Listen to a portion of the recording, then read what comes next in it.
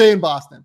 Terry Rozier so far has not been as good as what I think the hope was, certainly as good as he was last year. Right. Just generally, he has not quite had the impact that we were hoping that Terry would have, because Terry's a very good basketball player. He's shooting 35% from the field this year. He's only averaging 7.5 points, 4.4 rebounds, 2.1 assists. It's been a bit of a struggle for him so far this year. And he's only playing 20 minutes a night or 22 minutes a night or whatever it is. That's led to some speculation that Terry Rozier could be on the trade market. Apparently a source told Brian Robb up at Boston Sports Journal that, they do not anticipate Rozier being traded this year at some point. Yeah. For people who are unaware, Terry Rozier is a restricted free agent in the summer. So Boston is going to have to make a decision on paying him.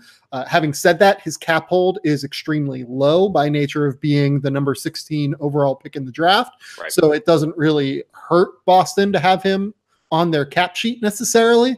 So where are we at? The contract comes. Yeah, like where are we at with Terry Rozier? Well, it'd be one thing if the Celtics were playing great basketball and they felt like Terry Rozier was the man on the outside, but they need Terry Rozier to up his game because they need everybody to up their game right now. They're not playing great ball, all things considered.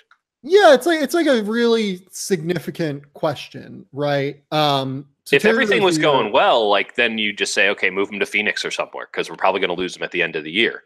But at this point, you got to get your shit right. And I mean, this is a title year, or at least it's part of their title window. And I know that they like to view the long game and all that, but like, you can't just move Terry Rozier now. You got to get everybody. You got to get everybody right. You got to get this team right before you can start tinkering with it, if you tinker with it at all. So I think that that's true. And there's very real, like you could just move Terry Rozier. You can like sign and trade him as a restricted free agent if you wanted. Yeah, with that cap hold, absolutely. Yeah. Yeah, he has like a $9 million cap hold. It's not that crazy. No. And that's probably what will end up happening, all things considered. Maybe. Probably true. Just because you don't want to lose Terry Rozier in a year that you can make the NBA Finals. Because the other thing about it is that you still do have Kyrie Irving. And whenever you're building around Kyrie Irving, you have to have two things in mind. First is that he's just not a great defender, right? Boston has done an incredible job in insulating him. They've done a great job in building the roster. Al Horford. Like Al Horford, and they've got a ton of these long athletic wings who can cover for him in pick and roll and help after he gets beaten. Like perfect roster construction. Yeah, the roster construction around Kyrie has been absolutely unbelievable. The other thing you have to recognize is that he does have an injury past. And Kyrie being injured is something you have to account for. And I think it's why they want to hang on to Rozier, because Rozier creates a just ready-made starter where he's one of the 30 best point guards in the NBA. So it's very easy for you to keep Terry and just kind of make this situation work for a year while keeping the insurance. Right. Now,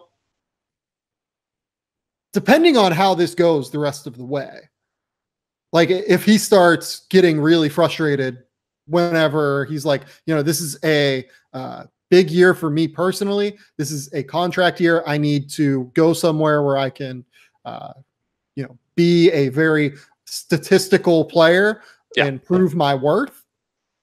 I don't know if he's going to do that. Like I would be surprised if he did that. I would like to stay on a team where I'm going to get 22 minutes a night and play deep into May, but right. Like Terry Rozier is known as like a really good dude. Right. Yeah. I think he's smart enough to know that he's in a good situation. Yes, it could be better. Don't get me wrong. And that he's a better player than his role naturally indicates, but he's on a really good team and you can make a lot of hay being on a really good team. Right. But if it starts to get to that point where it becomes a problem, right. Phoenix is just there as like, it's the most obvious thing that's ever happened. I'd say Orlando's in a similar situation.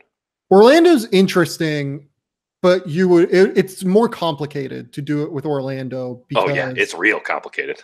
Yeah. Like who do you trade Terry for? Like, is it like, who is the piece that gets you Terry Rozier? If you're Orlando? I don't know. What would be the Phoenix deal? To me, like the Phoenix deal is very easy. Like you could just lay it on me. Get Mikal Bridges, right? Like, yeah.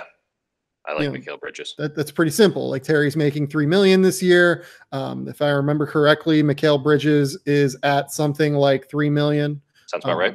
Given where he's drafted. He's at 3.5 this year. So like, to me, it's just like Mikal Bridges, and you get DeAnthony Melton as well from this team, because you can people love DeAnthony Melton. Right. Like DeAnthony, I was someone who had him like at the end of the first round. Yeah, we've talked about him before. Yeah, he's an interesting cat. Like he has who will have been traded 3 times. Yeah, like he's someone that fits what Boston does really, really well. Absolutely. Too. Yeah. I wouldn't have been surprised if they had him higher on the board. So like if you're Mikal Bridges, if you can get Mikal Bridges and DeAnthony Melton for Terry Rozier and something. Maybe a second.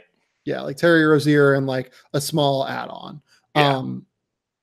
Maybe it's like that's a great deal for both teams. That makes a lot of sense. You get a lot of player control. Mikal Bridges fits their scheme perfectly. Yes. If you look at what Boston has right now, they kind of don't really have like a knockdown catch and shoot guy.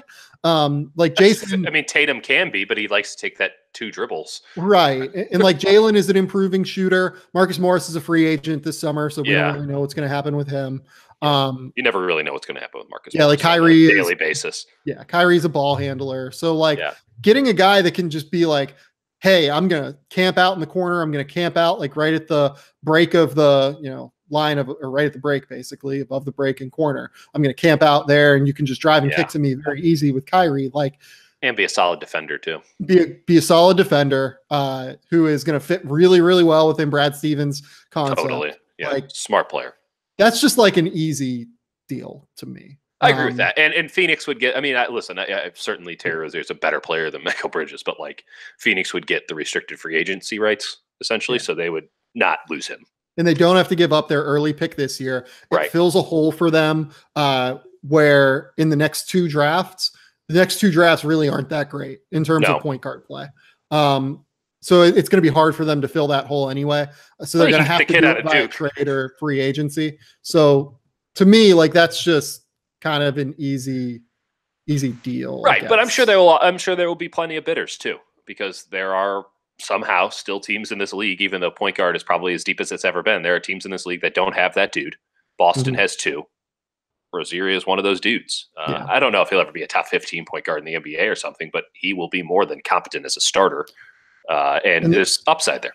Yeah. And like the other thing about it is too, it really doesn't impact Phoenix's ability to go out and try and make moves in the summer as well. Yeah. Who the hell knows what kind of moves they're going to make, but yeah. Yeah. Like it would only add like $5 million to their cap sheet in the summer. They'd be able to still go out. Like they don't have a full max spot, but it'd be pretty easy for them to get one. Yeah, absolutely. Despite that. So like, I mean, that just makes a lot of sense to me, but I understand Boston competing for this year and wanting to keep Terry because they think he is. It really does come down. Gives them a ton of insurance more than anything, I think.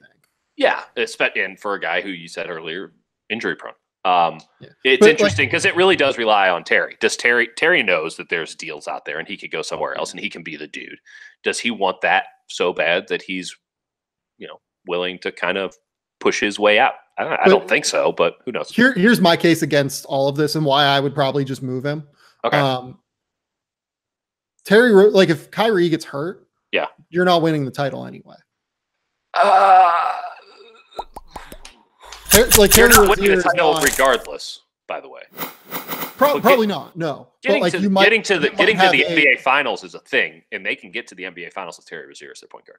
That's true, but this is a team that is set up to compete for titles multiple. So wouldn't you want an experience playing in the NBA Finals? It's a totally different ballgame. Different ballgame in the NBA Finals. Sure, you do, but you also want guys who are going to be there with you in the future. And like, to me, the odds are that Terry's probably not going to be. No, you're right. I don't think Terry Rozier's on the Boston Celtics next year. So, I don't think he's on a Boston Celtics title team, I would say. I don't think he's on the Celtics next year straight up. I don't think that they're going to put up the money to keep him around and someone is going to put in an offer sheet for him. Yeah. And I get like, look, I'm not sitting here saying that like what Danny Ainge is doing is dumb. It's a hard call. It's a difficult call. Yeah. Like I totally understand his side of it in wanting to keep Terry, but if it was me, I'd probably just move them. Like I would probably just say, hey, Phoenix, let's just, let's get guys that fit here long term. Maybe Phoenix wouldn't do Mikal Bridges and DeAnthony Melton for Terry Rozier and something small. But like, if I was Phoenix, I'd do that deal. Yeah. It's what it is. It's an interesting concept. That's somebody to keep an eye on as the season goes on in terms of kind of his comments and if he sounds disgruntled or anything like that. Because if it's very clear that he's pissed, then he becomes a problem to keep around. I mean, this thing can go south real fast. Maybe, certainly. Yeah. I'm not really inferring anything. Yeah, I'm not saying that Terry Rozier is some terrible guy who's clearly Jimmy Butlering his way out of a situation. Like, that's not what's happening. But it's tricky, and he is a very competitive guy, and it doesn't take a lot to kind of see that he wants to be the dude, and he cannot be the dude on that Boston team